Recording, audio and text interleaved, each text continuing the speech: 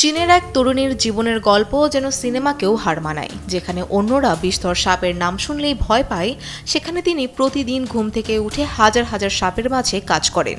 শহরের আরামদায়ক জীবন ছেড়ে গ্রামে ফিরে এসে 60,000-এর বেশি বিষধর সাপ নিয়ে গড়ে তুলেছেন কোটি টাকার ব্যবসা। ভয়, ঝুঁকি আর সাহস সব মিলিয়ে তার এই অদ্ভুত পেশা এখন সবার কৌতূহলের কেন্দ্রবিন্দু।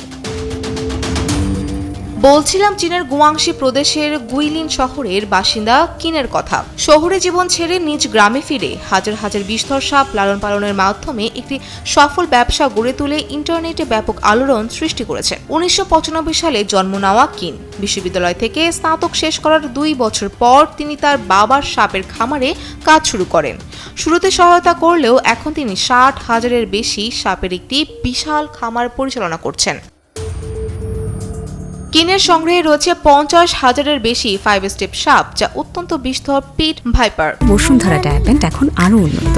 এই হট এয়ার থ্রো টপশিট দ্রুত শোষণ করে সোনামণিকে দেয় কোমল অনুভূতি। এছাড়া প্রায় 10,000 কোবরা।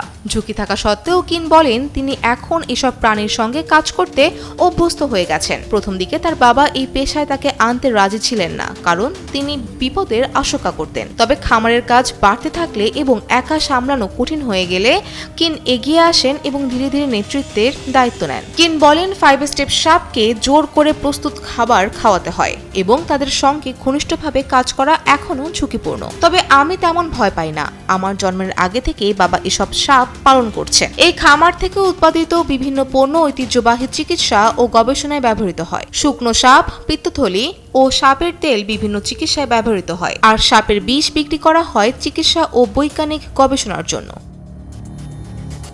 প্রতিটি 5 স্টেপ সাপ মাসে 2 বার বিষ দিতে পারে, যার দাম প্রতি গ্রাম 40 থেকে 200 ইউয়ান পর্যন্ত হয়। সাপের মাংস প্রতিটি 200 থেকে 300 ইউয়ানে বিক্রি হয়, আর বড় সাপের দাম 1000 ইউয়ানেরও বেশি হতে পারে। সব খরচ বাদ দিয়ে কিন জানান তার এই ব্যবসা থেকে বছরে 10 লাখ ইউয়ানের বেশি আয় হয়, যা প্রায় 1.46 লাখ মার্কিন ডলার।